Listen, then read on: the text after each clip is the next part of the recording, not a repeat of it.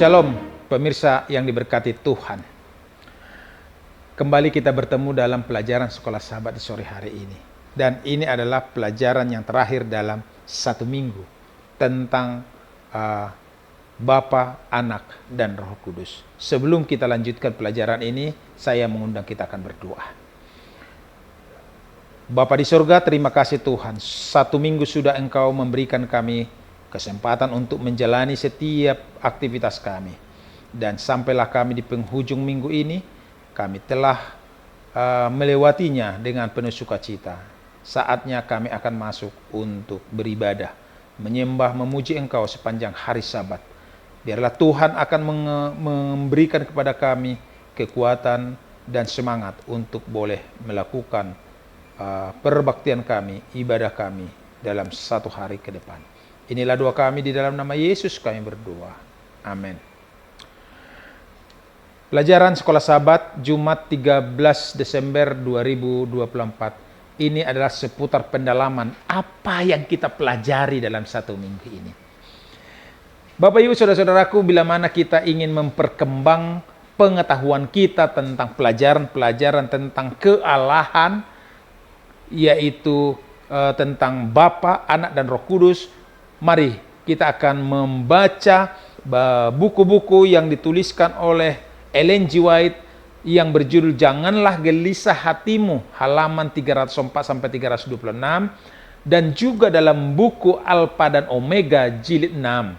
Bahkan keterangan tambahan pada Yohanes pasal 1 yang disadur, yang diambil dari buku Seventh-day Adventist Bible Commentary jilid 5 halaman 911 sampai 919. Saudaraku yang dikasihi oleh Tuhan, dalam menilai siapa Yesus, para penentangnya menilai dengan standar manusia menurut daging. Yohanes 8 ayat 15. Ini bahkan mungkin lebih buruk daripada menghakimi menurut apa yang kelihatan. Yohanes 7 ayat 24.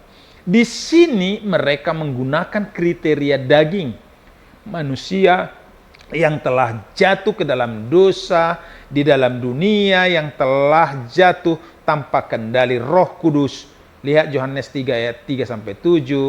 Mereka melihat dagingnya sebagaimana adanya, tetapi tidak pernah merenungkan kemungkinan bahwa Dia adalah firman yang menjadi manusia. Yohanes 1 ayat 14. Memandang Kristus dengan kriteria yang begitu terbatas berarti menimbang Dia dari sudut pandang duniawi. 2 Korintus 5 ayat 16. Penolong atau penghibur itu disebut roh kebenaran.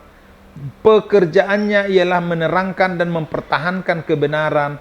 Ia mula-mula tinggal di dalam hati sebagai roh kebenaran, dan dengan demikian ia menjadi penghibur. Ada penghiburan dan damai dalam kebenaran, tetapi tidak ada damai sejati atau penghiburan dapat diperoleh dalam kepalsuan. Melalui teori palsu dan tradisi setan dapat menguasai pikiran. Oleh mengalihkan manusia kepada ukuran yang palsu, ia membuat tabiat bercacat. Melalui kitab suci, Roh Kudus berbicara kepada pikiran dan menanamkan kebenaran dalam hati. Dengan demikian, ia membeberkan kesalahan dan mengusirnya dari jiwa. Dengan roh kebenaran yang bekerja melalui sabda Allah, Kristus menaklukkan umat pilihannya kepadanya. Dapat kita lihat di dalam buku Ellen G. White, Alfa dan Omega jilid 6 halaman 313. Ada beberapa pertanyaan-pertanyaan untuk menjadi diskusi kita. Yang pertama, hidup yang kekal adalah pengenalan Allah. Yohanes 17 ayat 3.